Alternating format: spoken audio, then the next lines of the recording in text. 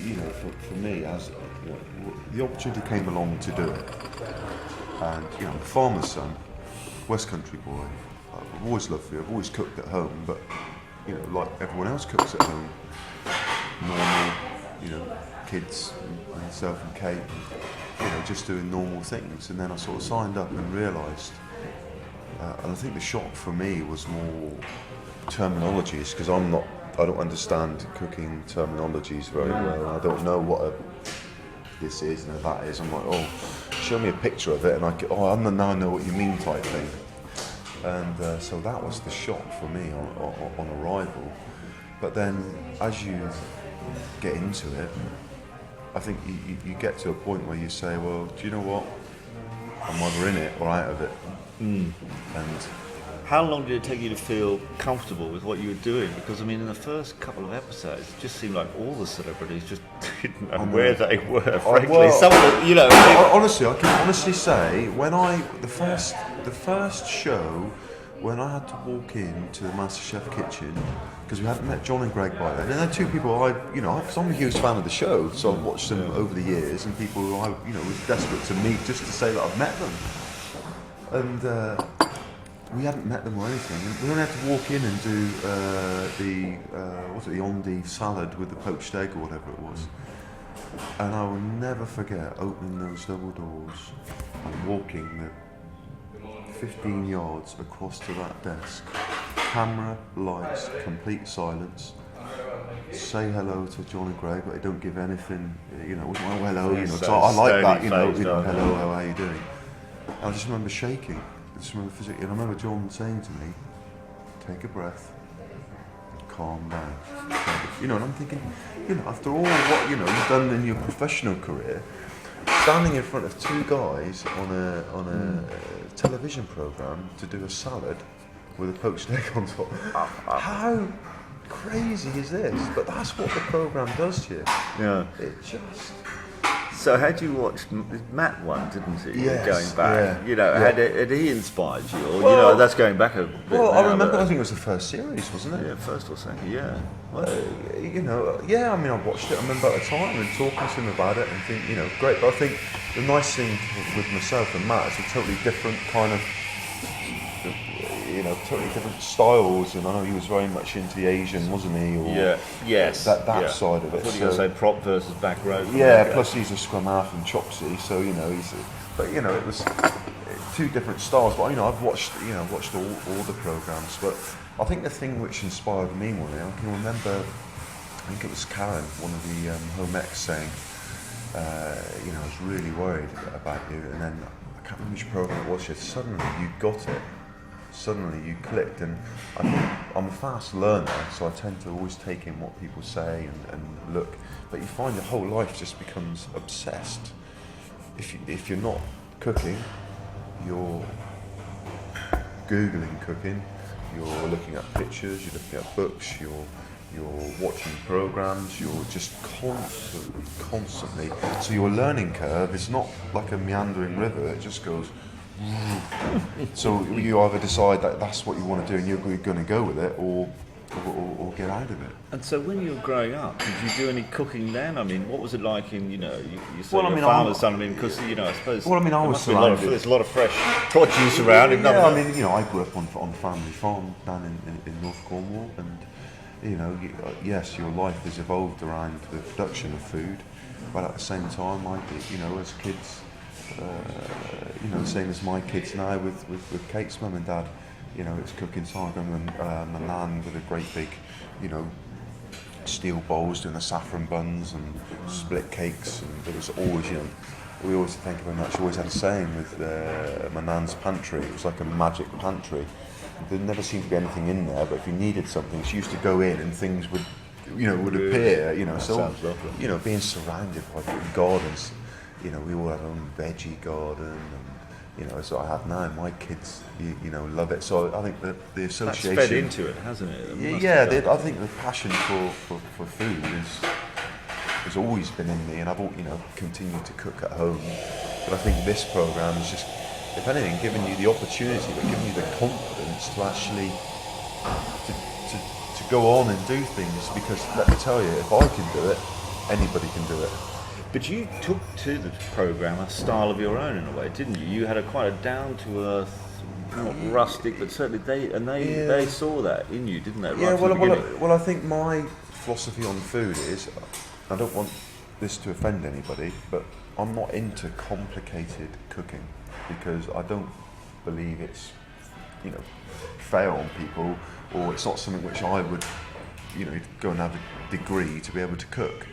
I'm just a big believer in that we have so many great foods, and simple foods cooked beautifully is the best thing ever. Whether that be a chicken, a piece of fish, just a piece of fish just cooked beautifully that's the lamb cooked perfectly. So do we complicate it too much? Well, I blame the French. No, everyone's got their own views on it, but it's about those just the simple combinations. But the problem for me with that is because I didn't use particularly, extraordinary techniques or the fall off is big. So if it's cooked beautifully, it's brilliant. But if it's not, it goes from that to that. There's no. I see what you mean. There's no sort of hiding places. There's no in betweeners. So what I had to learn very quickly, and what the program taught me was, and John taught me, and going to restaurants is layers of flavouring. So it's not about one thing overpowering. It's about adding a pinch of this, a little bit of that, seasoning. And I struggled with seasoning early on, but John said because to me that sounds simple, but is it? Well, Well, it's obviously much more complex. It's not just salt and pepper or throw the herbs. It's the it's the thyme, the rosemary, the combinations, the hints of the mint, the reduction, the butter, the duck fat, all those little things. It kind of brought it home to me. I can't remember which meal it was, and I remember saying to John, this is it's simple foods. He said simple foods. I think that's like 40 odd ingredients, and you forget how many. Yes, it is simple, but you forget how many little bits of things and combinations to bring it together, and then it all together making something. And did it feel like a competition, or was it a sort of battle with yourself, or since you've got the other celebrities around, particularly in the finals week, did you feel right? I'm against Nick and Kirsty. Yeah, because you obviously are a competitive person. Yeah, well, I didn't realise. Kate, my wife, will tell you how competitive I am. And that's just something which is inside you. But I can remember Lizzie, one of the researchers who was looking after us, was saying, because I like a laugh, I like to have good fun, and for me sometimes nerves, and I was the same pre-match, when I played rugby, I have a bit of joke because it diffuses and just gets you going. And she would say, my God, when it gets, messing around, joking, a laugh, but when it came to its go time, she said literally about 20 minutes, half an hour before, she said, you just go into wherever it is. And I remember John saying to me, there's times when he talked to me in the kitchen and he said, you didn't even acknowledge the fact that I was there. Not that of rudeness, but he said, you just, and I don't mean to be, because I was a little bit, oh God, I hope people aren't thinking I'm a bit, I don't mean to... A bit rude for not... Yeah, it's just, that's just my way, but I always felt I had to... So did you get into the same sort of zone that you would do well, with football? I think when you were playing rugby, it was... Yeah, it's a different kind because of the physical implication of what you're going to do, but I just think for me, with the cooking, I had to concentrate all the time. Nothing comes naturally easy. I've got to make sure I'm focused, or else, like in last night's show in Bibendum, I nailed that service, apart from fucking one lot of fish. And I remember what it was. Something was going on, and I had to do something else, and I just that 35 seconds, I think it was, too long in the frying pan. Do you think that they were the toughest? I haven't seen the Gidley Parker, but were they the toughest? Working in the professional kitchens and the pressure that those chefs put on you, was that the toughest? I think it for me was the toughest, but at the same time most rewarding. To because the program and as far as cooking goes away from everything. It's so much out of my comfort zone because you've got your food, clock, camera. So it's, hour and 10 minutes go. It's not, it's not like cut. Let's sort of think about this. Television sometimes can be a little bit, sort of contrite. It's control. Completely, yeah. It's fucking bang. There's no messing about. It's as it is, and that for me was so different.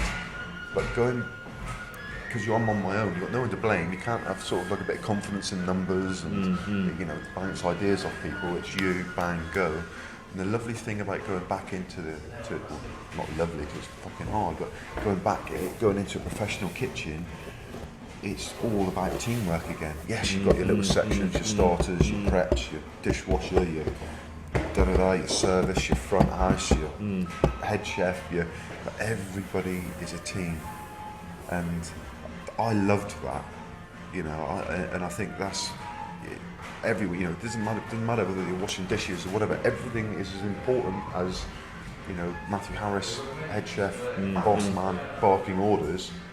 Yeah, he's the focal point. Everyone is a team, and everyone's got their role to play within that. And if one bit breaks, the rest comes tumbling down. So I think I related quite well to that. It's the same as the rugby thing. Yeah, indeed. It's do you think it's changed you as a person? Oh, it's definitely. It definitely has inspired me. 100% without doubt. The one thing that inspired me going, the same kind of thing really. I couldn't believe in making the programme, everyone at Shine, whether they be a researcher, a runner, floor manager, director, producer, home ec, everyone's so fucking passionate about Masterchef and about cooking. And I take my hats off to John and Greg. I know it's television, and I know they're in front of the cameras. They care about what goes on, and that for me that's why why did I play rugby? I loved and I was passionate about the game and still am, and I loved that passion that they had for it, and it just kind of inspired me, really. Yeah, absolutely. Because you find so many things and people. You turn up to work and just do a job or do whatever, and they're not really into it. When you come across something where people actually genuinely care across the board, everybody, and they work so bloody hard to get it right, that's inspirational to me. And that's like, I want to be part of this. And how did it feel when you sort of reflect? Your last rugby game was last year, wasn't it? Last year, about 12 months ago. Yeah. So all of a sudden this has come along. I mean, you must have thought at the end of rugby, it's an end of an incredible part of your life. What can possibly follow? Yeah. Well, listen, I never imagined for 1 second that it would be cool. that I would even.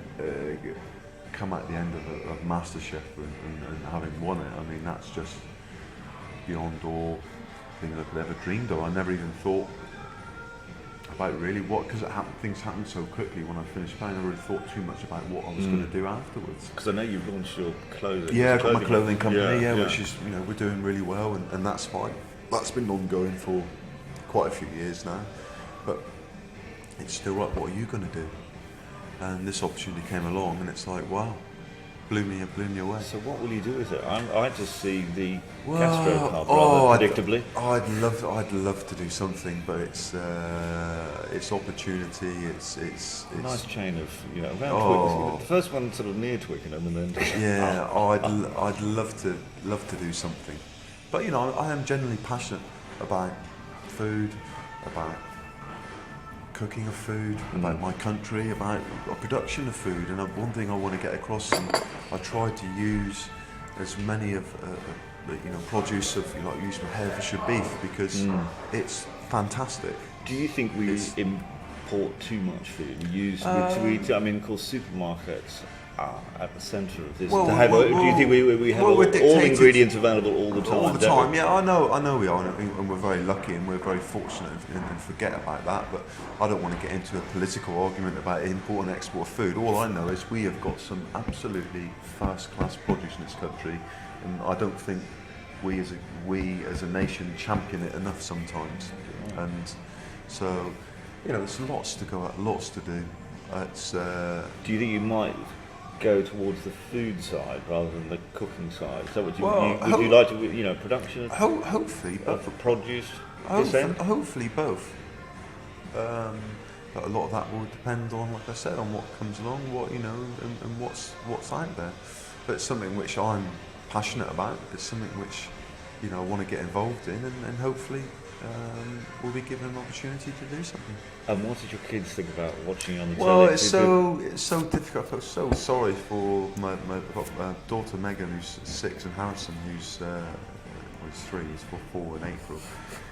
I speak to him every morning. I've been in New Zealand doing commentary with the World Cup, and he tells me every morning about how he's been watching me on television cooking. And Are you sure you're not in England? He couldn't understand or get to grips with that of it. But my daughter told me she was amazed by my cooking, and she's drawing up a list of things that I've got to cook for her. That you'd done on the programme. So what would you normally cook up? Would you cook sort of tea for them, I suppose? Well, we do. We're very lucky. Kate's mum and dad are both fantastic cooks, and they, as all good grandparents, mums and dads leave the messy stuff to grandparents, but the kids have always cooked with them, whether it be biscuits and cakes. But the one thing I really want to do, and hopefully we'll have more time to do, and I've got to get off my ass and get into it, is the baking side. I want to do more baking, because that's something which I'm not very good at, and I'm not very confident with. And baking is huge now, isn't it? That's the Great British Bake Off. It's incredible. It's a great series. It's incredible. And on rugby, how do you reflect on the boys and the whole thing now? It's been so frustrating, hasn't it? It's I don't know really how you can sum it up. I think the disappointing thing is the whole thing at the minute. When you think what's with the RFU and what's going on there. Yeah. Then obviously what's happened with the England team in performance-wise, and as negative as we are about them, they actually weren't far away from getting to a World Cup semi-final, and could have, and perhaps should have done that. But it's. Well, our expectations are a bit high. I don't know. My expectations are always high with England rugby, though, with England football. My expectations are high because you want, same as in football, cricket, whatever, because it's your country and you want them to do well. I just hope that the guys, look back, assess and watch. I know there's been lots of things in the press about Martin Johnson and whatever and what's going to happen. I just hope that they get things sorted out and at least come up with a plan which is going to take, not just the England team, but England's rugby forward. Because in 4 years' time, the Rugby World Cup arrives here. Yeah. And it would be nice for us to be in a good place, when it does arrive. I mean, how did you reflect on all those behaviour issues? Did that... Well, it got off to a really bad start, didn't it? I mean, it's difficult to know where to draw the line. I mean, the Mike Tyndall incident, of him being kissed on the top of the head by a girl, which suddenly turned into whatever it was, a huge story. But it's suddenly then it's something else, and it's not a huge issue. It was more the issue of the repetitiveness, and then obviously Manu Tuilagi, after all what's gone on, and then jumping off the boat. I mean, poor Martin Johnson must have been wondering. I gather it wasn't like that when you were out in Sydney. Well, no, but you know what I thought about this? I mean, we were no angels, as in. No, people do go out for a drink. We used to go out and do bits and pieces, but I mean, it was. And I don't think the press particularly went looking for it. No, I don't. Well, I think 99% of the press are actually generally want to talk about something positive. Yeah. But then the thing which I find frustrating was like the gum shield thing. I can remember when I was involved with it, in the 3 World Cups that I was involved in, everyone knew that was organised. It was like, you can't wear branded anything. So I remember and everyone knew that. We never took anything which was branded because you were in breach of the rule.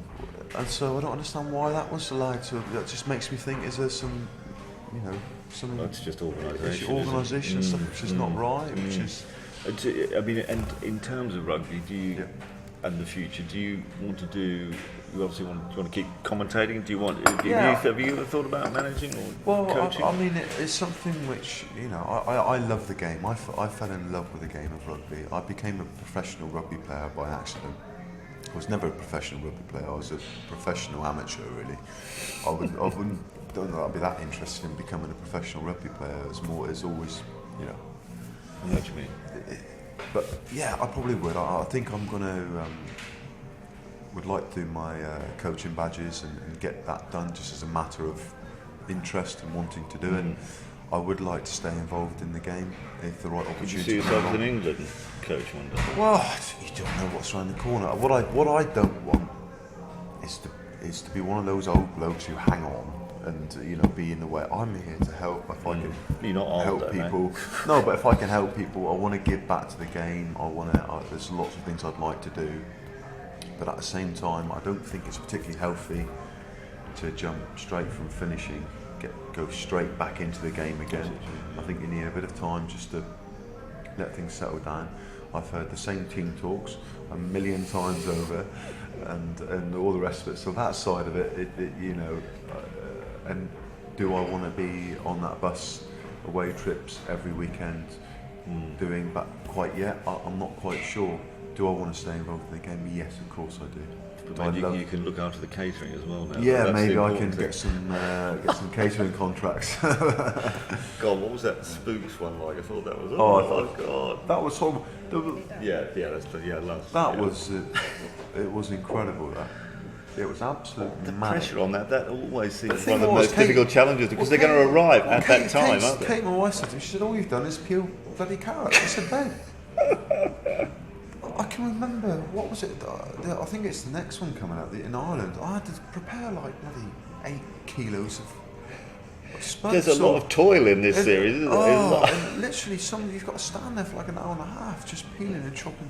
But if that's what's got to be done, you can't. You can't not do it. No. Mate, terrific, and congratulations. Oh, and on a really good series, actually. Because sometimes it doesn't click, but this one I thought was very good. I think they've got a bit of everything in there. I think it's interesting.